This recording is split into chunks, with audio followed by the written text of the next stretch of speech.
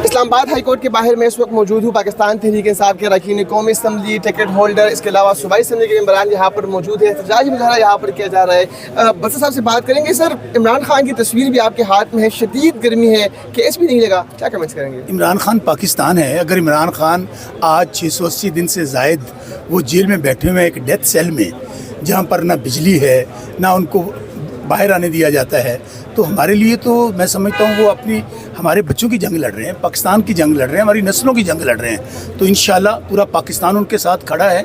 और वैसे भी मैं बात बताऊँ, जिस बिल्डिंग के सामने हम खड़े हैं ना, मैं तो बहुत क्लियर हूँ। तीन तरीके हैं खान साहब को बाहर निकालने की। या तो खान साहब डील करके बाहर आ जाएँ, तो या हमारी फ़ौज या इस्टेब्लिशमेंट अदलिया और जजेस को आज़ाद कर दे। ये दोनों काम नहीं होंगे। खान साहब ना डील करेंगे ना डील देंगे, ना एनआरओ करेंगे ना एनआरओ देंगे। दूसरी बात, जजेस आज़ाद नहीं होंगे। तीसरा रास्ता है मुज़ाहमत का। उसके लिए हमें ज़हनी तौर पर तैयार होना होगा। और अब जो खान साहब की कॉल आएगी, मैं फर्ज़ करूँ शिराजी भाई, पहले भी हमारे वर्कर्स की हमने लाशें उठाई हैं। इंशाल्लाह MNAs MPs सेनेटर्स सब लोग हम बाहर निकलेंगे और उस वक्त तक अब नहीं जाएंगे जो प्लानिंग खान साहब देंगे, जब तक खान साहब रिहा नहीं होंगे। ये डिले टैक्टिक्स क्यों इस्तेमाल किए जा रहे हैं? सिर्फ इसलिए कि ये जितना काबज़ टोला बैठा है, जिन्होंने बंदूक के जोर पर कब्जा किया, उनके सबके इंटरेस्ट मुफादात एक दूसरे से वाबस्ता है। आप देखें ना, ये जो लेला वज़ीर आज़म है, टिकटॉकर अर्दली वज़ीर आज़म जो खुद हारा हुआ है, टिकटॉकर वज़ीर आला हारी हुई है, उनका वालिद नवाज शरीफ हारा हुआ है। तो जितने अदलिया जो है, इनको भी इस बात का पता है कि 26वीं तरमीम के ताबे ये जब चीफ जस्टिस यहाँ बैठे हैं, ये नहीं आ सकते थे। या अफरीदी नहीं आ सकते थे, अमीनुद्दीन खान नहीं आ सकते थे। ये सिर्फ़ और सिर्फ एक इंसाफ का कत्ल किया गया, जाली निज़ाम को काबू करने के लिए, जाली असम्बली को काबू करने के लिए। ये सारी तब्दीलियाँ, उसका नुक्ता नज़र एक है कि इमरान खान बाहर ना आए। जिस दिन इमरान खान बाहर आ गया, 24 घंटे ये हुकूमत नहीं चल सकती इसकी ऐसा। और दूसरी बात, आज फ़ौज इन दौले शाह के चूहों के सर से, इन मनी लॉन्ड्रर्स से, इन चोरों डाकुओं के सर से हाथ उठा ले, 24 घंटे फिर हुकूमत रह नहीं सकती। ये तो सिर्फ मसनूई सांसें ले रहे हैं। ये देखें ना, ये जो बजट आया है, जिसको कोई लेला बजट कह रहा है, कोई अवाम दुश्मन बजट कह रहा है, कोई किसान दुश्मन बजट कह रहा है, ये लोगों के लिए डेथ वारंट है। लोग भूख से, अफलास से, महंगाई और बेरोज़गारी से मर रहे हैं। और ये चंद अफराद का टोला है जिन्होंने अब मुल्क के वसाइल लूटने के लिए मुल्क पे कब्ज़ा किया हुआ है।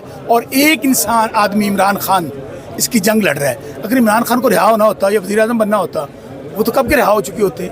8 फरवरी को 2/3 मेजॉरिटी मिली, आए वज़ीर आज़म बन जाए, पीपल्स पार्टी के साथ हुकूमत बना लें। सो शिराजी साहब, आज भी आप देख रहे हैं सब लोग आए हुए हैं। अब ज़हनी तौर पर तैयार हैं, नो और नेवर। खान साहब की कॉल का इंतज़ार है, कोई पीछे नहीं हटेगा। इंशाल्लाह बाहर निकलेंगे और अपने लीडर को रिहा करवाएंगे। इस दफ़ा जो एहतजाजी तहरीक के खान साहब खुद ज़ाहिर बातें कॉल देंगे, लेकिन आप लोगों की तैयारी कैसी है, क्या कुछ करेंगे? 3 साल से मैं कहता हूँ जितना जुल्म जबर बर्बरियत पाकिस्तान तहरीक इंसाफ के कारकुनों पे हुई है, वोटर्स पे हुई है, बुशरा बीबी खातून, देखे ना, वो कहते हैं मामा तियाँ भैनां ते सब दियां सांझियां होंदियां ने। ये इतने बेशर्म, बेहया और बेगैरत इंसान हैं, इनको अपनी माँ बहनों बेटियों को इस तो का एहसास होता तो उनको रिहा कर देते। सो तैयारी ये है कि 3 साल हमने लाशें भी उठाई हैं, हमने जेलें भी भुगती हैं, हमने गिरफ्तारियाँ भी हुई हैं, FIR'ें भी हुई हैं। तैयारी मुकम्मल है। खान साहब, इस दफ़ा एक चेंज ये ज़रूर होगी कि MNAs MP और सेनेटर्स लीड करेंगे। शहर साहब, एक बात बताऊँ, मेरा तो एक और भी पॉइंट ऑफ व्यू है। अगर इन असम्बलियों को ये निज़ाम जाली जो चल रहा है, ये हमारी वजह से चल रहा है। अगर हम खान साहब को रिहा नहीं करवा सकते, कोई फ़ायदा नहीं इस जाली असम्बलियों के अंदर बैठने का, इस जाली निज़ाम के साथ चलने का। हमें खान साहब को स्ट्रेटजी देनी होगी, क्योंकि आप देखें इस निज़ाम के बैठे हुए उन्होंने 26वीं तरमीम भी करवा ली, निज़ाम भी चला रहे हैं और दुनिया को दिखा रहे हैं कि जमहूरियत है। ये मार्शल प्लस है। ऐसा कभी पाकिस्तान की तारीख में नहीं हुआ था कि ना किसी की माँ बहन बेटी महफूज है। जजेस ये हमें क्या इंसाफ देंगे? ये तो खुद कैद हैं, ये तो खुद इंसाफ मांग रहे हैं। इसलिए जब ये खुद कैद हैं तो हमें इंसाफ लेने के लिए सड़कों पर आना होगा और मुज़ाहमत करनी होगी। आप क्या समझती हैं कि इन अदालतों और इन जजेस के होते हुए हमें इंसाफ मिलेगा? जी मैं आ रहा हूँ। आप क्या समझती हैं कि इन अदालतों और इन जजेस की होते हुए इंसाफ मिलेगा? 26वीं तरमीम जो हमारी माओ बहनों बेटियों को अगवा करवा के की गई, ये हम इंसाफ देंगे? یہ بیچارے ججز تو خود انصاف کے طلبگار ہیں، یہ بلڈنگ میں بیٹھے ہوئے قیدی ہیں، ہم ان کو رہا کروانے آئے ہیں، ہم اصل میں ان کا چہرہ اس نظام کا پوری دنیا کو دکھا رہے ہیں، اس لیے یہ کینسل تھوڑی خود کرتے ہیں، یہ تو فارورڈ اینڈ ریسیوڈ ہوتا ہے، فارورڈ اینڈ ریسیوڈ کتابیں واٹس ایپ کتابیں فیصلے ہوتے ہیں، ڈیٹے ملتی ہیں۔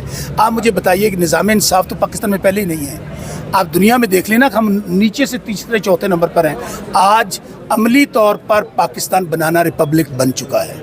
پاکستان میں یہ جو قبضہ ٹولہ ہے جنہوں نے بندوق کے زور پر پاکستان پہ قبضہ کیا ہوا ہے، اور یہ 78 سال سے پاکستان کو لوٹ رہے ہیں، پاکستان کے وسائل کو لوٹ رہے ہیں۔ آپ اندازہ کیجئے M N A M Ps کی تنخواہیں بڑھ رہی ہیں، چیئرمین سینٹ اور قومی اسمبلی کے اسپیکر کی تنخواہیں بڑھ رہی ہیں، کیا بڑھ رہا ہے؟